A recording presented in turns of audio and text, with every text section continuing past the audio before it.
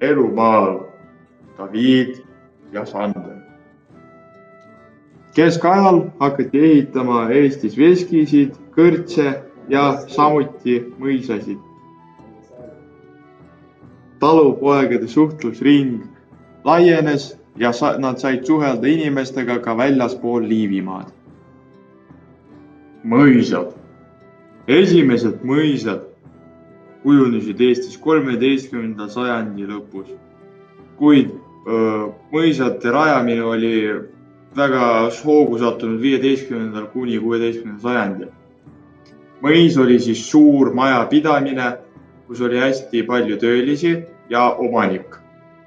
Mõisa omanik oli siis mõisnik. Keskajal oli talupoegadel suur maksukoormus. Räägitakse, et 16. sajandi alguses juba hakati seda koormust maha võtma, kuigi see toimus ikkagi vähestes külades. Mõisa majandus Liivimaal 15. sajandi alguses ja 16. sajandi jooksul oli orienteeritud sellele, et müüa maksimaalselt palju mõisatoodangut Lääne-Euroopasse turule. Palgatöö oli kasutusel osaliselt.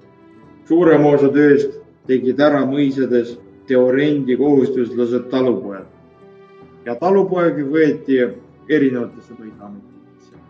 Nagu näiteks mõisakaupjaks, kiltriks ja virtinaks ja rehepapiks ja ka piirivahijaks ja muud. Ning neile anti palka ka vahepeal. Räägin natukene lähemalt kõrtsidest. Kõrts on siis selline koht, kus sai inimene ennast purju juua. Rääkida oma külakaaslastega ja vahepeal natukene kakelda. Et Eestisse rajati kõrtse juba 13. sajandil linnades, aga 15. sajandil alles hakati rajama kõrtse ka küladesse ja neid rajati tähtsamatesse teede sõlmpunktidesse, kus käis palju rahva. Nüüd veskist. Veski on natukene tõsisem koht, seal käiakse tööl, käidi 13. kuni 16. sajandil ja üldjuhudel need olid talupojad.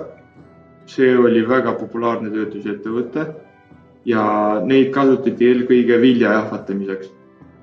Ja vajaduse korral sai seal ka ööbida, nii et rändurid vahepeal ööbisid seal.